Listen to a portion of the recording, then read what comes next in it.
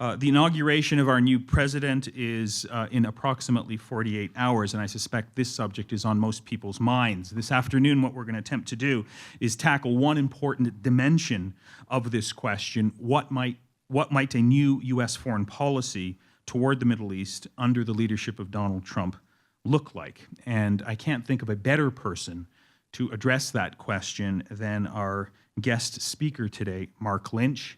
It's not an exaggeration to say that over the last 6 to 7 years, Marc has produced some of the most insightful, probing, and thoughtful analysis on the turbulent politics of the Arab and Islamic world, focusing on themes of democracy, authoritarianism, political change, social movements, political Islam, and U.S. foreign policy.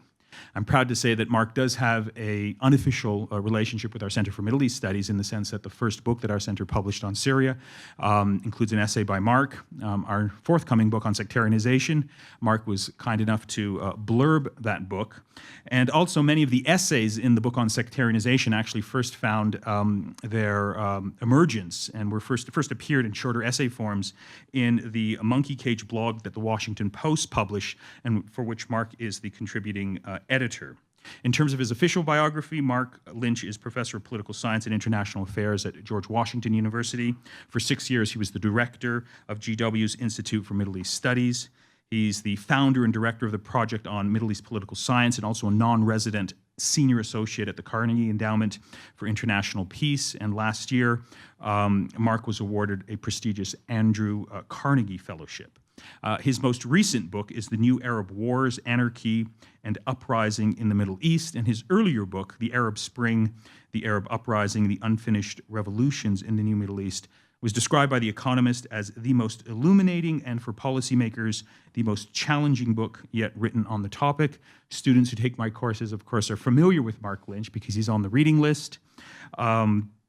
And it's a huge honor to have Marc with us today at this really important and critical moment in this country's history and in terms of international relations, to try and make sense and provide some analysis and understanding of where we're headed with respect to a new foreign policy toward the Middle East under Donald Trump. Please join me in welcoming Marc to the Korbel School.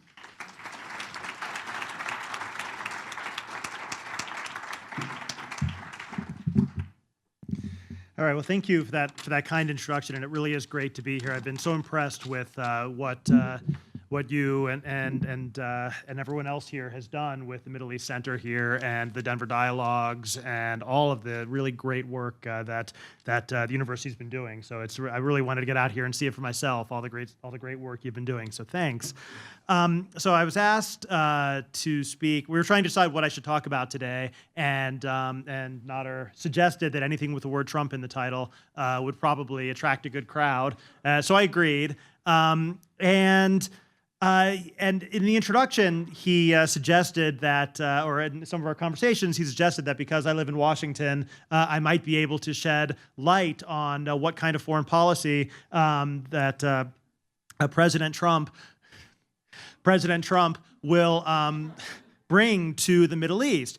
And unfortunately, I have to say that I really can't. And that actually is a big part of the problem, which is that before I get into what hopefully will be a useful contribution, well, I think we have to acknowledge the radical uncertainty about what exactly Trump intends to do and will be able to do in the Middle East. As many of you, I'm sure, know, because I'm sure you follow this stuff fairly closely, over the course of the campaign, Donald Trump said a great number of things about the Middle East, many of them mutually contradictory, and some of them borderline incomprehensible. I still can't figure out what he means by taking Iraq's oil, and I keep envisioning that scene from The Simpsons where they put a big straw in the ground and bring it out. I mean, so things like that don't really, you can't really get a clear handle on how he intends to govern from the campaign, although, as I'll suggest in a few moments, I think if you look more closely, strip away some of the surface, there actually are some very consistent themes, and I'll try and walk through those. But there's also great uncertainty about his personnel. The cabinet positions that he thus far has appointed almost universally disagree with him on his major policy positions towards Iran, towards most issues. Most of the sub-cabinet level positions haven't yet been announced. I think that the one very small consolation of living in Washington is that I actually do know who some of those people are because, it's a small town and you find out. But I don't think that they're going to come as great shocks. But what will happen though when they're put in place is that I think many of these contradictions between Trump and his senior appointments are only going to be exacerbated when the names of his lower level appointments are released. In other words, in both policy and personnel, there's enormous uncertainty. And then finally, we just have no real sense about his instincts. He's never managed anything. He's never been in a position of having to make decisions about war and peace, life and death, diplomacy. And so we simply do not know what his policy process is going to be, what his instincts are going to be, whether he's likely to back down or escalate in the face of a challenge, how he's going to process intelligence. I think that before I get into all the details of what I'm about to say, we have to really acknowledge that there is a much wider range of uncertainty surrounding Trump and how he's going to approach all policies, but in my case, in the Middle East, than you would typically have. So if I were giving this talk about Hillary Clinton, I think that we would have many questions, and I would have had many questions and issues about what her policies would actually mean in the Middle East, but we would know with a great deal of certainty what her instincts were. All of her key personnel would have been men and women with long track records in public service who we would have been able to know where they stood on issues. Her policy process would have been easy to understand. That's just not the case here. And so I just want to begin from that. Now, from Trump's personal perspective and his own stated views of these things, this is very much an asset, not a problem. He has stated on several occasions that he believes that uncertainty and unpredictability are a vital part of effective bargaining and effective negotiations. In other words, he sees the very things that I've just described as a strength and not a weakness, and I think we'll have a real test of that in the coming days as to whether that's actually the case. Now, I think that, generally speaking, and I just published an article in the Washington Quarterly that tried to make this argument in a little more depth, is that I actually think that what we are likely to see with the Trump administration is what we have seen with basically every president who's gone in and confronted the Middle East. Every president has come in promising to fundamentally change American foreign policy towards the Middle East, promising to transform the region in one way or another, and within some period of time, every one of them has been dragged back into a radically different policy than they originally envisioned. And I'll explain that in a moment. I think that Trump will likely face something quite similar in that he will come in and in the first 6 months or so, he's going to do a lot of things that are going to be quite a shock to the system, things that will be quite significant departures, but then he will discover the reasons why those policies were not used in the past. And the negative impacts of those policies will then force a readjustment, and he will be dragged back into positions which he never expected that he would be taking, and that in some period in the 4 years of this administration, and possibly 8 years, we will see him adopting a foreign policy which very much resembles the policies that every other administration has more or less settled on after that initial experimentation period. The question is how long that will take and how much damage is done along the way from my perspective, or how much positive change is brought about from his perspective. So let me just then say that as we look at this, the one last part of the kind of opening preface that I have to make is that Trump actually faces a uniquely low level of systemic constraint compared to those previous presidents that I just described. And this is extremely important. Typically, the sources of constraint, the sources that drag all these presidents back to the center come from domestic politics, domestic institutions. But Trump has an unusual domination over all the institutions of the federal government at the moment. They come from the entrenched regional order. But as my book lays out in quite a bit of detail, the regional order in the Middle East has never been more fragile, more uncertain, or more unpredictable in its own way, which means and then at the international order, we also have, I think, a real moment of uncertainty and drift. And so I do think that structure will eventually tell.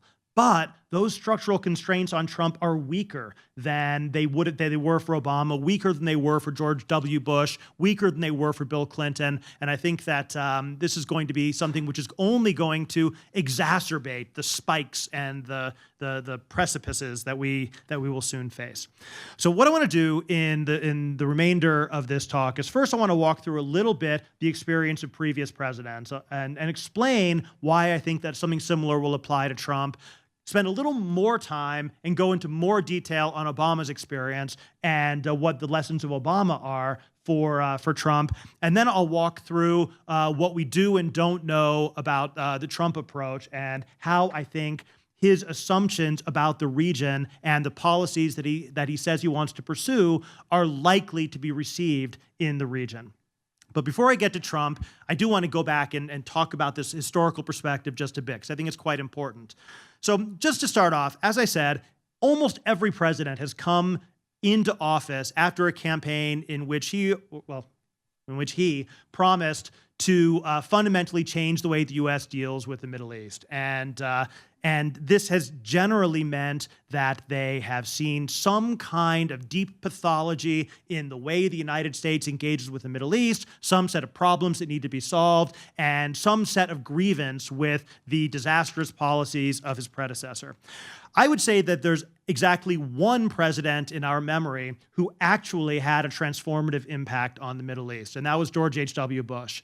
And he was able to fundamentally change the structure of the region because of the end of the Cold War. And he presided over a shift from a bipolar system, international system, in which the countries of the region were basically had the opportunity or were forced to choose between one of two competing international alliances.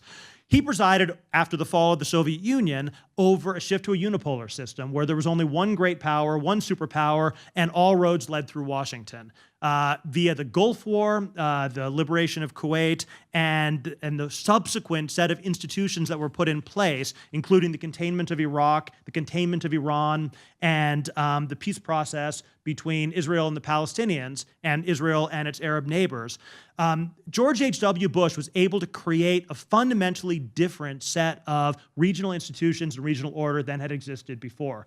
Again, this was not because of his unique personal characteristics necessarily. I mean, we could argue about that, but fundamentally because he was living in a moment where there was a fundamental change in the international system, which then led to the ability to basically work with that change rather than work against that change. The system that he put in place was one in which proved quite enduring, and it basically meant that the United States was a regional hegemon in which it was in a position to set the rules and terms of engagement for regional alliances and regional order. And people often forget that despite our general sense that we have had a disastrous historical foreign policy in the Middle East, the reality is that for decades, the United States was allied with virtually every government in the Middle East. It had robust political and military alliances with every government in the Middle East except for Iran and Syria. And Syria was trying extremely hard to get in to the U.S.-led regional order, and it simply couldn't do so. People forget that Syria joined the Arab-Israeli peace process. They participated in the Gulf War coalition against Saddam Hussein in 1990-91. And tried quite hard to get into the U.S.-led regional order, but didn't. The U.S. had strong, robust political and military alliances with every country in the Gulf, after 2003 with Iraq, with the Iraqi government, with Jordan, with Israel, with the Palestinians, with Lebanon, with Egypt, with all of North Africa. This was an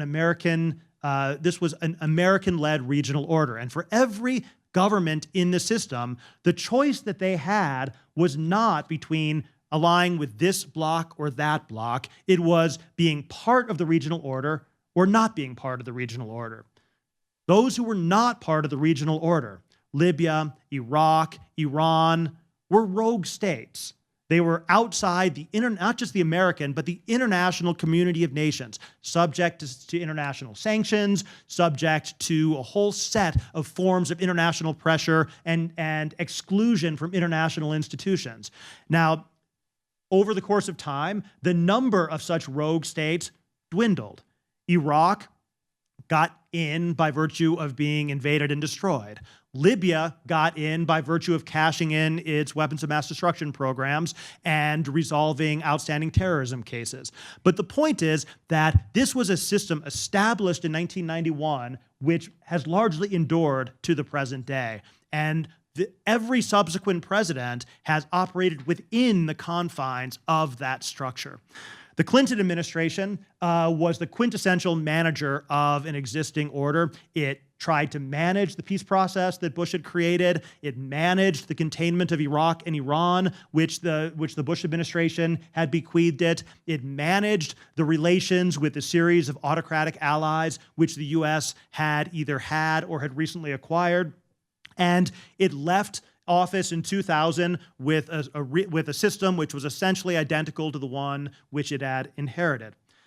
The Bush administration, the second Bush administration, W, came into office, in case you've forgotten, promising to withdraw America's presence in the Middle East. He believed that Clinton had gone too far in terms of interventionism, had overextended the United States in the Middle East, and was wasting resources on nation building. And basically, he was arguing, he was offering compassionate conservatism. Famously, he argued that the American military should not be escorting school children safely to school, that was not their job. And the whole idea of Bush's campaign was one of drawing back from this interventionism, which he saw in Clinton.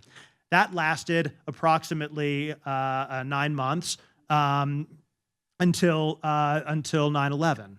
At which point, he reversed gears completely and adopted the most interventionist foreign policy that I think we've seen, in which he oversaw both the invasion and occupation of Iraq and the global war on terror, which was a remarkable expansion of America's presence in the Middle East. People often forget we live this now. We've lived it for so long that we forget how unusual it was that the United States was involved in trying to remake the Middle East. We were behaving like a revisionist power, trying to remake a system which had been quite good to us. But the idea of the freedom agenda, of democracy promotion, and of trying to drain the swamp, removing the drivers of extremism and terrorism, was seen as a vital and urgent national security interest. But it brought the United States into the Middle East in unprecedented ways. The number of men in arms, men in uniform, who were, in fact, escorting school children safely to school in Iraq,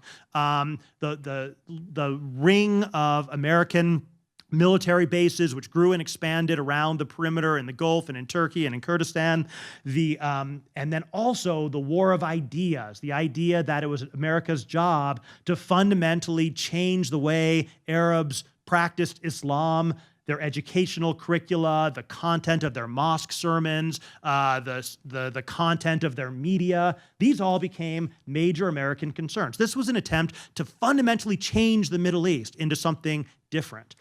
Of that, I think the only part that has really had an enduring legacy was the invasion of occupation of Iraq, which did fundamentally transform the region by altering the balance of power in a fundamental way. It removed the most powerful Arab state from the middle of the geostrategic center of the country, and basically opened up a vacuum in the middle, which provided both the opportunity for al-Qaeda to grow and to kind of metastasize into what it is today. It empowered Iran by removing its major strategic rival and allowed Iranian power to expand across into Iraq, into Syria, and into Lebanon more than it had been before. It was basically a fundamental revision of the status quo, away from American interest towards Iranian interest, not the intention. I think that's a kind of a common theme of many of the interventions I'm going to describe by both administrations, is that they have the opposite effect of what was intended. But in this case, the destruction of one of the major power centers, one of the major powerful states, of course that has a strategic impact. How could it not? But other than that, basically what you had was by 2006, 2007, the Bush administration realizing that most of its major initiatives had failed, and they underwent a major course reset. They scaled back dramatically the global war on terror. They launched the surge in Iraq, which was a way to salvage what they had come to recognize as a failing strategy. And I could talk a lot more about that if you like, but that's not the focus of the talk. But I mean, there's a whole set of adaptations made in 2007, which basically created a set of foreign policies which the Obama administration more or less picked up and ran with, largely unchanged in many cases on issues of counterterrorism and things like that. The point here is that the Bush administration actually gives us two examples of the same theme, in which you have an attempt at a radical change which is then dragged back into something else by structural changes. First, the attempt to withdraw, then the overexpansion with the invasion of Iraq and the global war on terror. In each case, that attempt at a changed at a changed U.S. posture in the region ended up coming right back to this structural center, this kind of this structurally determined U.S. policy. Now, when Obama came in, he, like Bush in 2000, was determined to right-size the American presence in the Middle East. He was determined to scale back America's investment in the region in order to pivot to Asia. And he believed that in order to do that, it was necessary to resolve several of the long-standing issues which kept the United States stuck in the Middle East. And he was actually quite ruthless in his strategic prioritization of what he believed mattered and what he believed did not. And triage is actually a good word for this, because I think his way he approached these things was very much to identify strategic priorities and devote a great deal of resources to those, and other things, let them go. Cut your losses. If it's not working, don't waste resources on something which you can't do. His first major priority was to scale back the global war on terror and to continue to fight al-Qaeda in what he believed would be a more effective way. And this was the Cairo speech, which some of you might remember, trying to reset America's relations with the Muslim world. This was the whole set of changes of practices in regard to surveillance and incarceration and torture and the like, although the Bush administration had already made most of those changes before he came to office, had paved the way for it.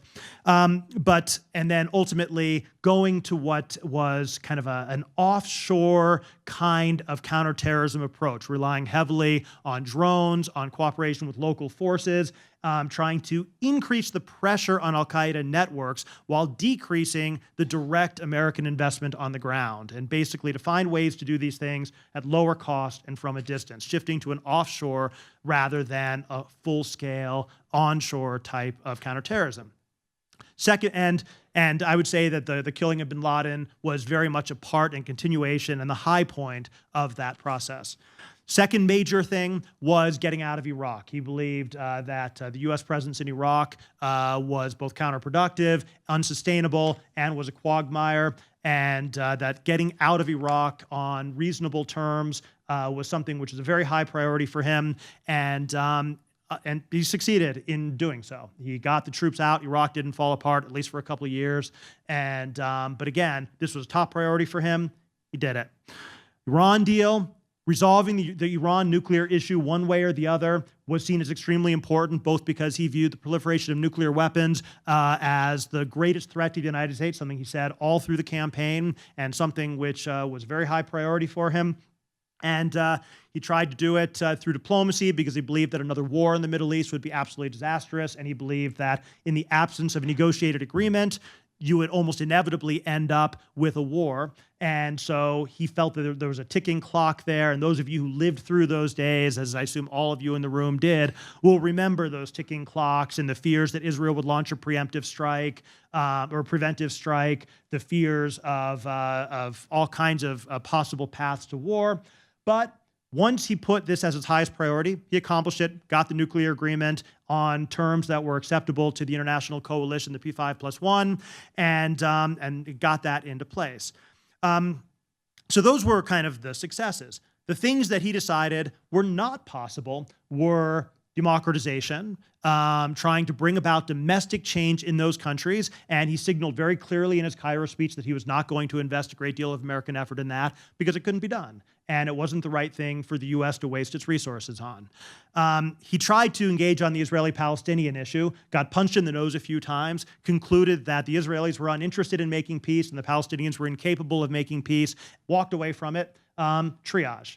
It was something which he very much wanted to do, but realized that it wasn't going to happen and decided to stop wasting political capital on it and to just basically ride that out. It doesn't mean that John Kerry didn't go there a whole bunch of times and do stuff, but fundamentally, this was seen as no longer a top priority, again, for triage reasons.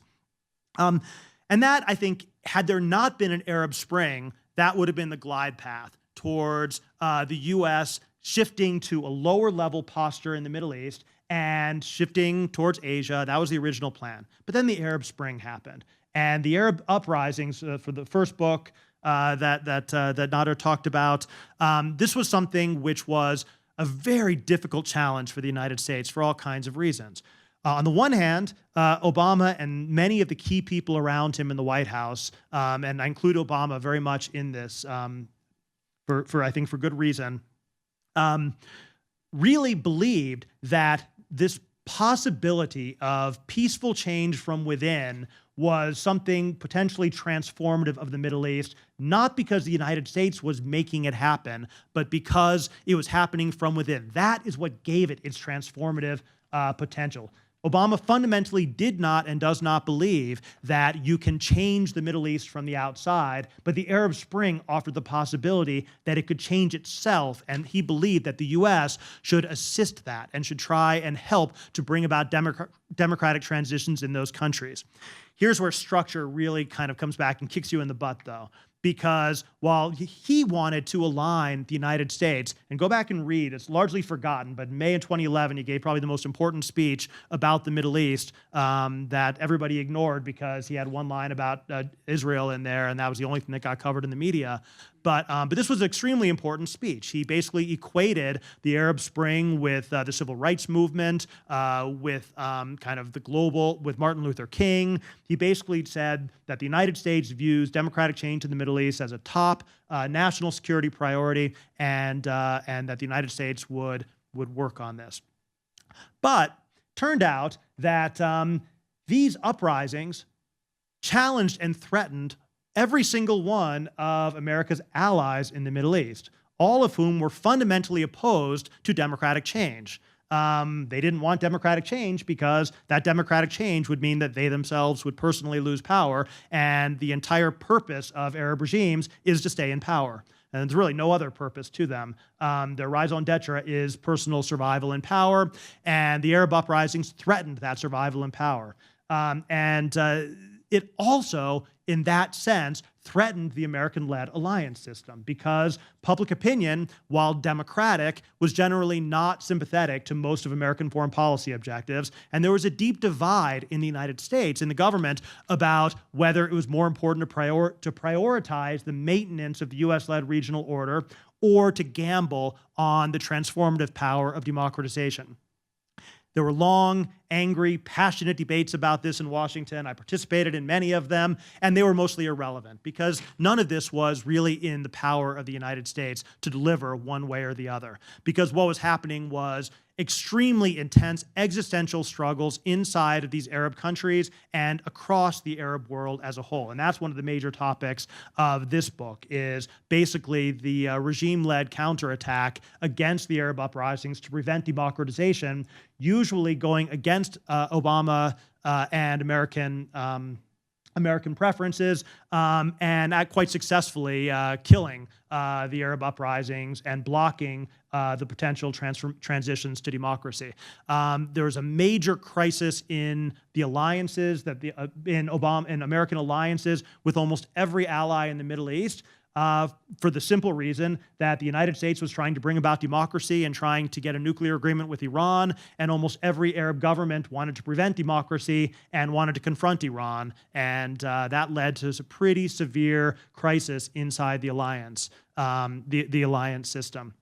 And much of the book is actually recounting that battle between the various Arab states and their efforts to block democracy and to crush popular protest movements, sometimes directly, for example, when the Saudis send their forces into Bahrain to crush the popular uprising there, sometimes indirectly, as in the way the Saudis and the United Arab Emirates worked to bring about a restoration of military rule in Egypt and a return of the old regime in Tunisia. Sometimes a combination of direct and indirect, as in the political support and financial support offered to countries like Jordan and Morocco to help them ride through the storms. But basically, it was a concerted effort to block democratic change. Now, this is structure in action. This is showing you the limits of an American president and the ability of any U.S. president to bring about fundamental change when it's going against the structure. Obama did want to see democracy in Egypt. He did want to see a whole set of things, but he was unable to do so, not because of his personal limitations, not because of, he didn't say the right magic words, but because he was pushing against powerful structural forces within the Middle East who were pushing in the other direction, and they won. And I think that is probably the best, although Trump would hate to hear this, that's probably the best analogy for what we're likely to see in the coming years, the concerted pushback by the regional order against efforts to change, leading to persistent crises within the alliance, and then ultimately the U.S. losing because the local powers care more. We would like to see democracy because democracy is a nice thing. They would like to survive because if they don't survive, they're dead. And essentially, that's the imbalance which is at the heart of alliance politics, which helps to explain why great powers typically don't get what they want when they're pushing against the perceived existential interests of their clients. And so I could say more about that. I could talk about Syria, I could talk about other things, but I think the point here has been made that Obama was pushing against the structure. I would add to that structure that Obama was pushing against the consensus of the U.S. foreign policy establishment, which for the most part agreed with the regional powers. They typically condemned him for refusing to intervene in Syria. They condemned him for his policies on Egypt, on everything, pretty much on everything. But that also is part of structure. The think tanks, the bureaucracy, the public opinion, the media, the centers of lobbying, all of these things are the forces that pull policy back towards this structural center. Okay, enough of Obama. He's gone in 2 days. So let's talk about Trump in the last 10 minutes before I open it up to questions. So with Trump, as I said, if you cut through all of the verbiage and cut through all the confusion, there are a few things which he has said consistently which you have to believe he actually means, that he actually truly cares about. And among those things are his number one priority, as he has stated repeatedly, is his belief that radical Islam is the most important threat facing the United States today, and that and it must be called by that name because, as you all know, the words radical Islam have magical powers. And by saying those words, things will fundamentally change. And so it's extremely important, and that should change a lot.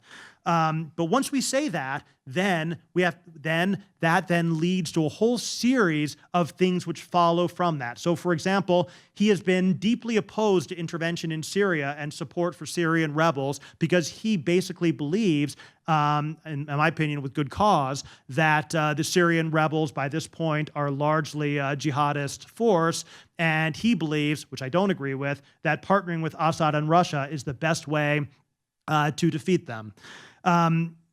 He believes that at least I don't know what he believes, but the people around him seem to believe that radical Islam is a very large and large entity, which includes not just the Islamic State and Al-Qaeda, but also more mainstream groups like the Muslim Brotherhood. or other kinds of forms of political Islam, which he believes should be grouped together into this broad category of radical Islam. And right now, currently in Washington, there's a fast-tracked bill making its way through Congress, which would call for the designation of the Muslim Brotherhood as a foreign terrorist organization, something which is likely to find favor in Trump's White House. Back in 2015, I testified before the House Armed Services Committee with General Michael Flynn, who is now the National Security Advisor designate. He'll be running the show in 2 days, and he'll be probably the most powerful person on foreign policy in the United States in 2 days. Far more powerful than the Secretary of Defense, Secretary of State, because he'll be the guy briefing Trump first thing in the morning, the last person he sees at night, and the one who shapes the flow of information which comes into the Oval Office. And Flynn, in 2015, he later published a book saying the same thing. His testimony was that the United States should understand that it is involved in World War IV. I'm not sure which one was III, but this one is World War IV, which was a global struggle against radical Islam, in which the United States should be willing to go and militarily fight and defeat radical Islam wherever it was harbored. I mean, Belgium, Paris, right? I mean, this is a genuinely global battlefield that he envisioned, which, again, is somewhat difficult to reconcile with Trump's argument that the United States should have a more restrained foreign policy and should not get involved in foreign wars. Flynn's view was incredibly expansive. In the book, he goes on to include, as part of this radical Islam alliance, Venezuela, Bolivia, China, North Korea. So I don't know. Whatever. The idea is that this is an extremely wide and it's a capacious view of radical Islam as the motivating central strategic focus of U.S. foreign policy. So that's pretty interesting, and you'd have to believe that, having said it so often and empowered someone who believes it so strongly, that this is something he believes in, and it's likely to be a motivating principle, at least for the beginning of his administration. Secondly, the Iran deal. He has said many, many, many times that he believes that the Iran deal is the worst agreement ever negotiated, that it's a disaster, a travesty, okay, whatever. It's a campaign talk. But one of the lessons of Obama is that campaign talk usually does, in fact, end up informing the broad contours of at least the first term's foreign policy. And I expect the same thing here.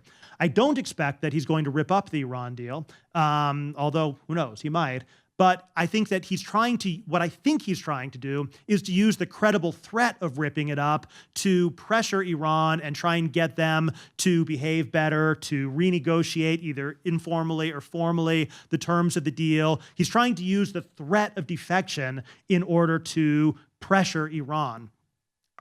Will this work? Who knows? I mean, it's not a stupid thing to try. It might work. It'll depend on whether he is capable of implementing a sophisticated strategy of coercive diplomacy.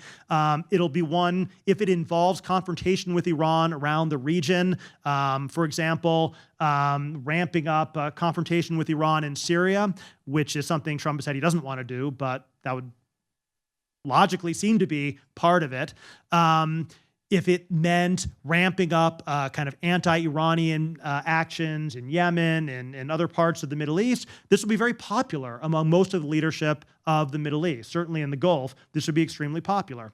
And so I expect that you're going to see a lot of focus on confrontation with Iran, not necessarily ripping up the Iran deal, but something which is more aligned with the preferences of the Gulf states. And by the way, both of those first two things, the focus on radical Islam and the focus on Iran, both of those are going to be really popular in the region. Those are things which most of the leaders of the Middle East were furious with Obama for not doing. This is what they want. And so in a sense, Trump is actually promising to give the leaders of the Middle East much of what they want.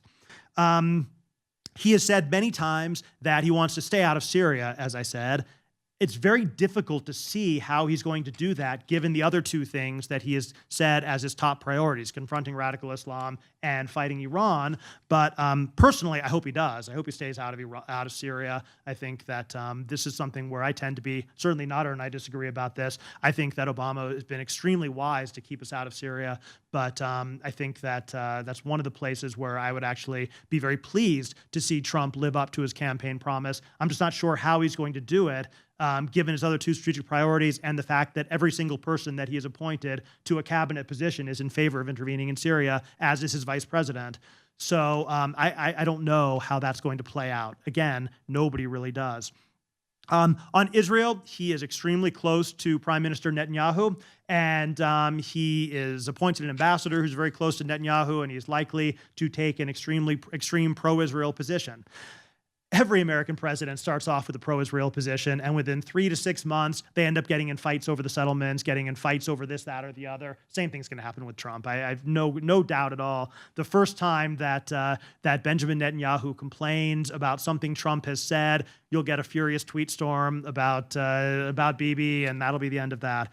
And I think Israel, you're likely to see status quo, at least on the policy end. And then finally, on democracy, he's made it very clear he's not interested in promoting democracy, doesn't care about human rights, promotion. And again, this will be something which will be quite congenial and will make the Arab leaders, Arab autocrats, quite happy. So it's a happy story, right? Basically, Trump's foreign policy is actually a really good one in a lot of ways, is what I'm saying, right?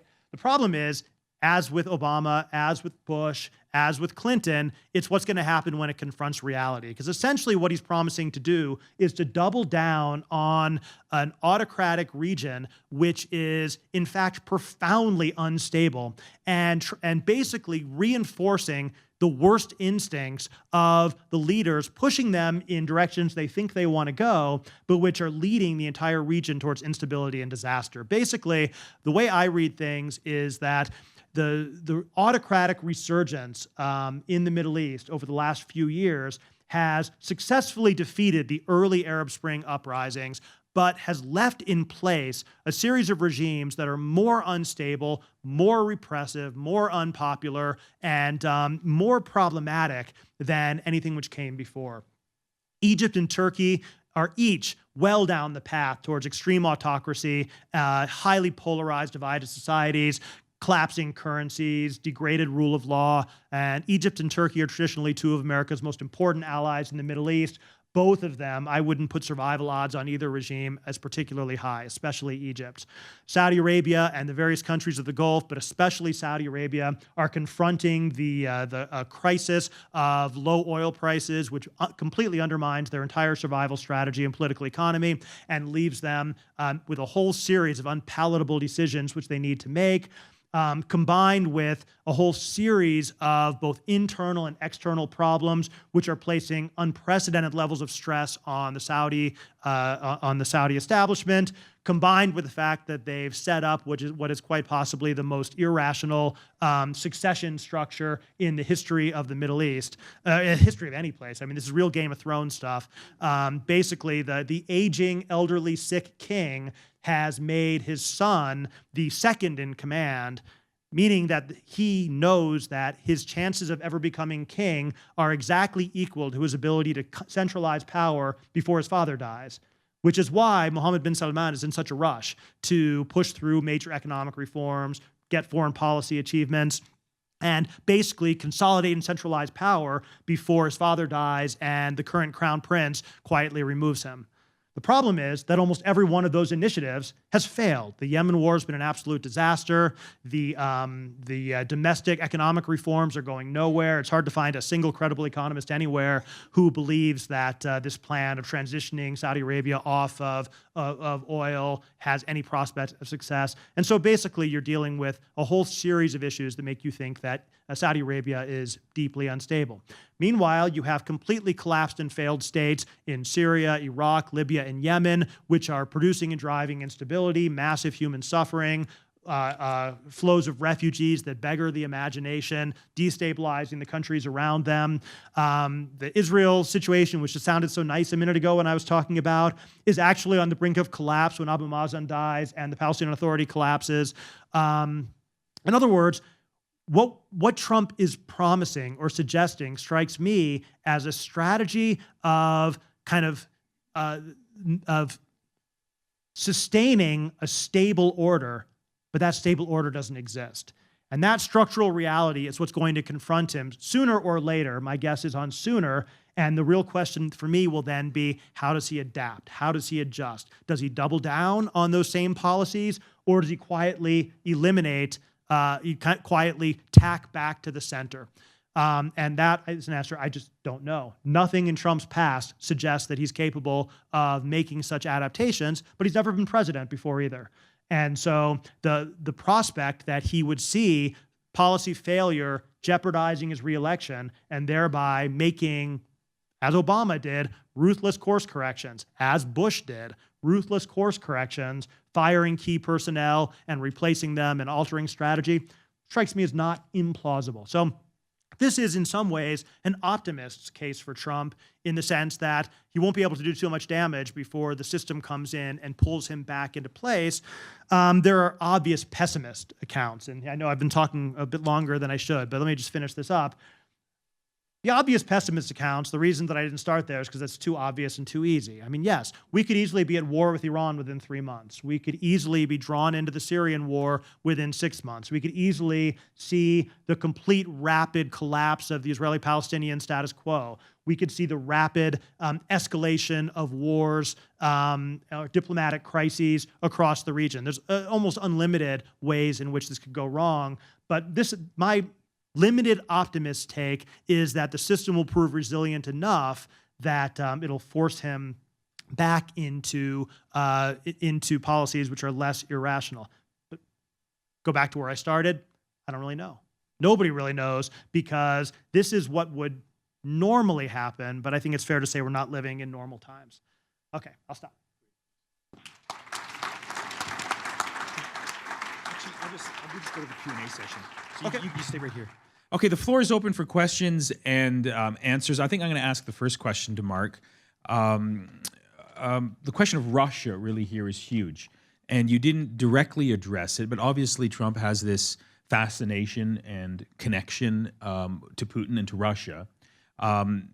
What that might mean for the Middle East. I mean, we have a sense over Syria because he's talked about working with Russia to try and resolve the Syria question, but what that might mean for the rest of the politics of the region and an emerging Trump administration.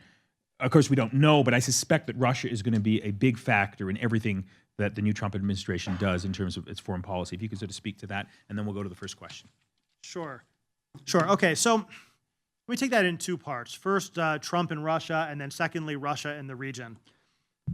On Trump and Russia, I mean, I think that there's a lot of hyperbole going on right now. I mean, I think that clearly Putin tried to help get Trump elected because he didn't want Clinton to be elected. And clearly there's some kind of past relationship. But I think that a lot of the media, at least to my eye, is spinning a lot more out of this than there actually is. I think that people forget that Obama has been trying to cooperate with Russia on Syria for the last 3 years. This is not new. The idea that the U.S. and Russia have to come to an agreement and then basically deliver their respective clients has been the centerpiece of Obama's Syria strategy for the last 3 years. So that part isn't particularly new. Whether it goes beyond that and there's actually, the compromising information and all that stuff, I mean, I have no idea. I mean, I think we're all following the media and trying to parse it out. But certainly the politics surrounding that means that there's going to be a spotlight on everything Trump does or says related to Russia. And everything we know about Trump suggests that the more that people push him on this, the more that he's going to do it because it pisses people off and dominates the media space and distracts people from other more serious issues, in my opinion, more serious issues. So I am not quite as caught up in the Russia-Trump frenzy as others. I think there's clearly troubling things that happened there, but I think that some of the stuff we're seeing right now strikes me as exaggerated. Russia in the region is actually, this is kind of a bigger question because When I said before that George H.W. Bush was the one who was able to actually create a new system, and it was because of a change at the systemic structural level, it's interesting to ask whether we are now living through that type of moment. And again, we don't know. Trump is talking about dismantling the foundations of the international institutional foundations of the liberal order, post-World War II order. He talks about dismantling NATO. He talks about the EU falling apart in a positive way. He praises Brexit. He, recently, I think it was this morning or last night, I was reading something about him wanting to have a referendum on pulling the U.S. out of the United Nations. I mean, but the idea here, though, is that as you see the United States drawing down, there's an idea that someone else must be stepping up. And most people look at Russia there, and in the Middle East, they look at Russia because of its intervention in Syria. They look at Russia because it's out there making arms deals with Khalid Hiftar in Libya, and meeting with various Arab leaders. And I think this is really wildly exaggerated. I think that Arab leaders like to talk to Putin because it puts pressure on the United States to give them more goodies. It's a bargaining tactic. But I don't see any Arab state as actually wanting to realign with Russia, with the possible exception of Egypt, which has gone completely off the rails. Turkey is aligning with it, and a year ago, their air forces were shooting each other's jets down. 6 years ago, Russia had one ally in the Middle East, Syria, which was a stable, powerful country. Today, Russia has one ally in the Middle East, except it only really has half an ally because Bashar al-Assad controls less than half the country and would collapse without the direct presence of fairly large numbers of Russian military forces. In other words, they've gone from one strong ally to one fractured, fragmented, illegitimate, and extraordinarily weak ally. This is not a strategic advance. And I think if the U.S. were in a comparable position, we would probably see this as evidence of the collapse of America's position in a region. But with Russia, for some reason, we see it as a major strategic advance. I just don't get it. I do think, however, that the non-barking dog, what people should be paying attention to, is China. Because China actually has, it actually has a viable economy, for one thing. It also has real fundamental strategic interests in the Middle East in ways that Russia does not. It is highly and increasingly dependent on Gulf oil, and it is historically extremely unusual for a great power heavily dependent on natural resources to not create and deploy the military capabilities necessary to protect those natural resources. I would say that all other things equal, we should have Chinese naval bases and a Chinese military presence in the Gulf right now, and it's very unusual that we don't. That might be one of the big changes that takes people by surprise, not Russia taking over the Middle East, but as the U.S. kind of retracts to see a Chinese entry. Now, there's no sign of this happening yet. There are some signs, but not the kinds that we would expect to see. But looking big picture, that's where I would expect the strategic challenge to come from, more than from Russia. Russia is a declining power, which is opportunistic, but has very little actually to offer the Middle East, whereas China has a lot to offer. Take the first question. Right. Do you think that Trump will abandon the policy of his predecessors and move the U.S. Embassy to Jerusalem? And if he does that, do you see that being the type of event that will dictate his policy going forward in a way that he did not anticipate? That's a great question. I think that the chances of him doing that are actually quite high. The current situation is that they're talking about not moving the embassy, but having the ambassador to live there. Which they might see it as a clever way to satisfy all the constituencies. So maybe they'll do that. But I actually think that the prospects of moving the embassy to Jerusalem are actually much higher than they've ever been before. And I also think that that is likely to not be the kind of cataclysmic event that most people expect it to be, precisely because it's kind of baked in already. People are already anticipating it. I think there is going to be a triggering event. I think that triggering event is going to be either the collapse of the Palestinian Authority with the death of Abu Mazen, or the Israeli decision to take advantage of the Trump interregnum by declaring a unilateral final status situation, annexing a certain amount of territory and settlements, and declaring the peace process over. If either of those two things happen, then yes, I think this will end up being kind of a cataclysmic event, which will reverberate in ways far differently from what I think Trump and his advisors expect. But I think on the moving the embassy to Jerusalem, I think it would be a bad idea, but I think it would be likely to generate protests and riots for a couple of days and then probably die down. That's just a guess. It would probably lead the Palestinians to suspend participation in peace talks, but I mean, there are no peace talks. So it's not clear what that actually means. I'm not saying that I think they should do it, but I think that there's a greater chance that they will. If you had the opportunity to advise the incoming administration on the best path forward in dealing with ISIS, what suggestions would you make? You know, the ISIS thing is actually an interesting one because I think what Trump is going to do with ISIS, and specifically the core Islamic State in Syria and Iraq, as opposed to the farther spread network, is they are going to keep doing exactly what Obama's doing and then claim credit for it. I mean, really, the military campaign against the Islamic State in Iraq itself is going extremely well, and Mosul is probably going to fall pretty soon.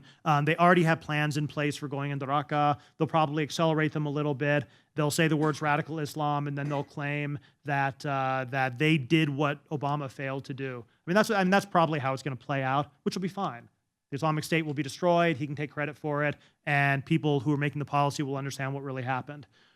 The real question is what happens after that, and there's no real plans in place that I can see for who is going to occupy and administer and reconstruct the areas that used to be the Islamic State. And I think that the Islamic State in Iraq and Syria, one of the reasons that it was able to take root in the way that it did is because they actually spoke to fundamental Sunni disenfranchisement and real grievances in those areas.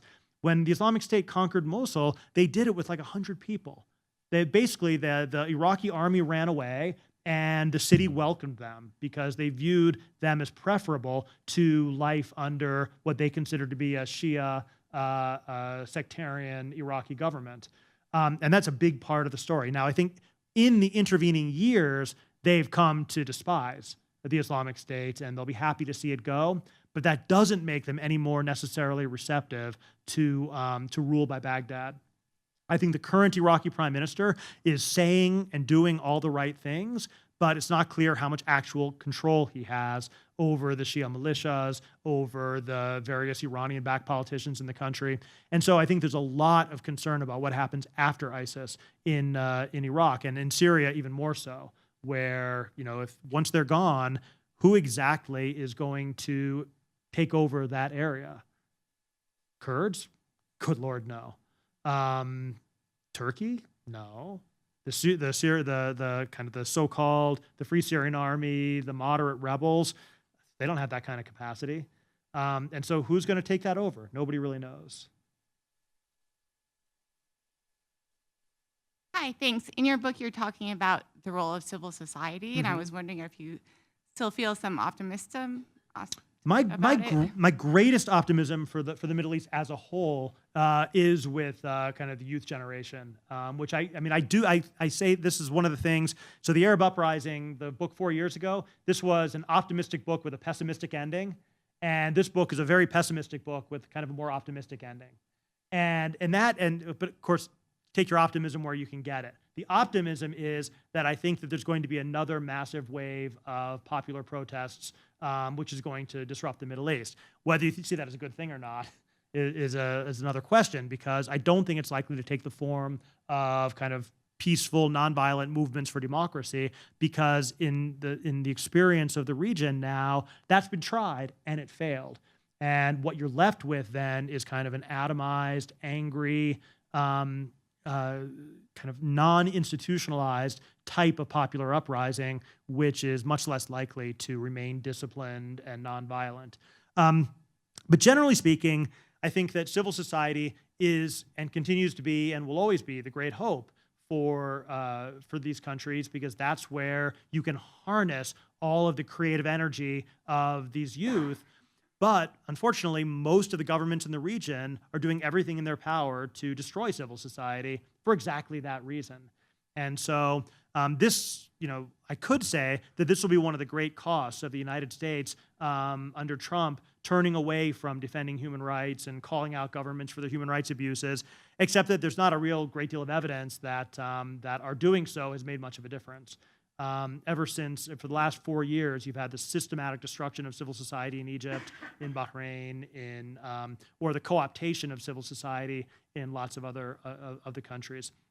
So it is still a hope, and it's still something in which I place some optimism, but it's also weaker than it was, and it's less able to play the kind of constructive role that I would like to see. But still, you look at this generation of Arab youth, especially in kind of the urban educated kind of elite sector, and this is by the most educated, creative kind of generation that I think anyone has ever seen. And it's hard to believe that they're going to easily just go back to the way things are. I'm often critical of Saudi policy on many things, but one of the most brilliant things that King Abdullah did was to establish these range of scholarships, sending over 100,000 students. I don't even know the current number, but huge numbers of students selected on a meritocratic basis, including both men and women, sending them off to get advanced degrees in Europe and the United States. It's a tremendous investment in human capital. And again, when they go home, that investment in human capital, what does it turn into? Acceptance of the status quo as it is? Probably not. Revolution? Probably not. But then what? I don't know. For questions, we'll just take these. Go ahead. I was hoping if you might go back to what you touched on briefly with this new relation with the Gulf states, specifically on the Arab side of the Gulf. You mentioned how a lot of presidents have gone and tried to push back against this status quo and then kind of been rebuffed and fallen in line. As recently as last week, Adel al-Jubeir expressed a lot of optimism about the incoming Trump administration, thinking that they have a lot of common ground that they can work on. So, kind of going back to this idea that Trump wants to maintain this stable order, as you said, that doesn't really exist. It's the same stable order that the Saudis and the Gulf states would like to see happen.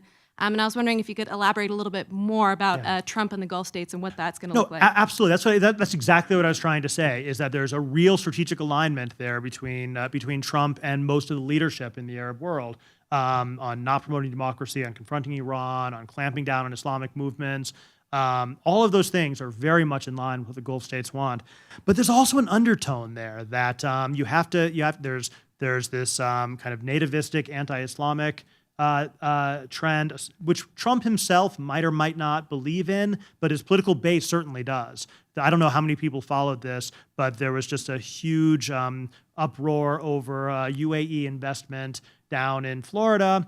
And the UAE is the most secular anti-Islamist government in the Middle East, and yet they're being held up and scapegoated as part of this Islamist conspiracy to take over America. So Trump's going to have to manage that.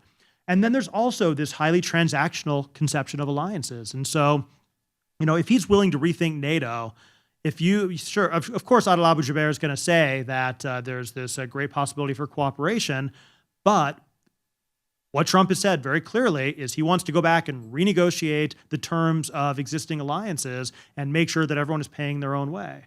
And I think the Saudis, I don't necessarily going to go as smoothly as people expect. Next question. A little bit contrarian and much more hopeful. Speak into the microphone. Excuse me. I'm a little bit contrarian and much more hopeful. Yeah. So someone needs to be. Yeah, don't be shocked. First, in Syria, I promise you can take me to court. By next Christmas, the civil war will significantly diminish. And I can give you 3 evidences. We all know about Russian and Iran involvement. And next week, there was this gathering. Iran vetoed American participation. And Russia invited American participation. So no vote, just come and listen. And I'm sure with Trump, that will increase because they're putting his body. And in Syria, the model will be an Islamic Republic like Iran. So if there was a vote, 99% will vote for an Islamic Republic like Iran, because we know that civil society in Iran is significantly better than civil war in Syria. So my prediction is that by next year, Syria will be relatively safe, civil war will end, and Trump will make ends meet with Russia and Iran. This is it's my forecast. It's a hopeful scenario, For but sure. I think that there will continue to be ups and downs in the level and degree of violence, but I fundamentally don't think the Syrian war can be resolved in the short term. I think that what I actually do expect to see happen is something more along the lines of a de facto, not de jure, but a de facto kind of soft partition, a ceasefire eventually taking hold, rebels controlling rebel-controlled areas, government controlling that central corridor, kind of the triangle, Damascus, Aleppo, Latakia. They'll hold on to that. Kurds will have theirs. And then, it'll kind of stagnate, but there's too many spoilers. There's too many different groups internally who are going to continue to be willing to use violence to prevent that from taking hold. There's too many external powers involved who can always ramp things back up. I don't think Assad's going to fall. I don't think that that Assad is going to win. I think it's just going to continue like this for quite some time, even though the country is exhausted, even though everybody recognizes the scale of humanitarian devastation. I think we're getting closer to the conflict being ripe for resolution than we were a year ago or 2 years ago, but we're not there yet. I would love it if we could actually have an end to the war and the return of refugees and rehabilitation of the economy by next year, but I don't see it. I hope you're right. Yeah. Final question to Nabil. Thank you. So my question is about the relationship between the Middle Eastern countries themselves and how this can be reflected on the U.S. foreign policy in the Middle East. As we can see that Saudi Arabia has been the major power in the Middle East, not because of its financially capabilities only, but also because of its influence in the region. But now we've been seeing that Iran is taking over Iraq, maybe Syria, Lebanon after the Michel Aoun winning or forming the elections, Yemen maybe. So also like now Saudi Arabia is all with the Gulf countries, and also within the Gulf countries we are seeing some different views, like in Yemen, in Egypt, and we know that Qatar is against Sisi, and the UAE is supporting Sisi. So do you think that Iran is the incoming major power in the region, and how the U.S. should react to this point? Thank you. No, it's a great question, and the region is clearly structured, as it has been for 10, 15 years, structured around this competition between Saudi Arabia and Iran, and that's kind of the polar struggle which kind of defines that competition. And again, it has its ups and downs, but I don't think that Iran is positioned to be hegemonic. I think that there tends to be a real exaggeration of its influence and of its role. I don't think that Iran had a lot to do with what happened in Yemen, for example. I think that was much more domestic and was then painted with an Iranian brush when the war began. I think that Iran is, it's involved in Syria, but it hasn't won in Syria, and the Lebanese politics are Lebanese politics. I mean, we'll see how long Michel Aoun lasts in power, and how quickly he's dumped in favor of someone more traditional. Lebanese politics always have their ups and downs. I think that Iran is actually, and this is like the book that Professor Hashemi is just releasing, this new form of sectarianism is, I think, really driven by these proxy wars, but it's an instrument of Iranian power. So they're very good at exploiting this, for example, to stand up militias in Iraq and Syria and generate military power on the ground. But it's also self-limiting, because the more sectarian it is, the less appeal they have to anyone who's not a Shia. And so I would actually say that Iran was more powerful in the region in the mid-2000s when they were, seen as the resistance axis, and Hezbollah was very popular with Sunnis as well as with Shia. I think that Iran was more powerful then than they are now.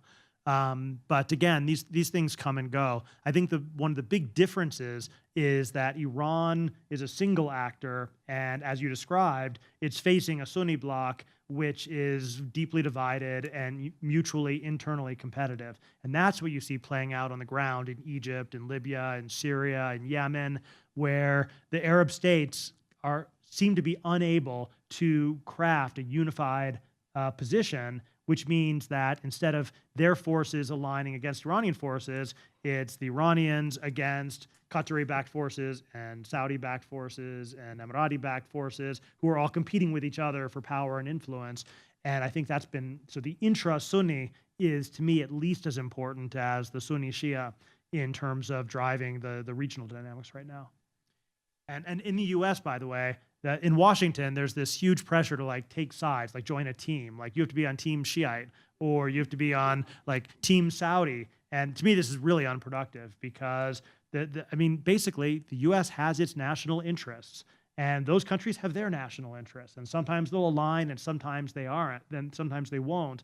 But this idea that you have to get on Team Sunni and might make sense for the Sunnis, but it doesn't make sense for the United States. And I don't know how Trump's going to deal with that. Again, I don't know that he has drilled down on this at that level of detail.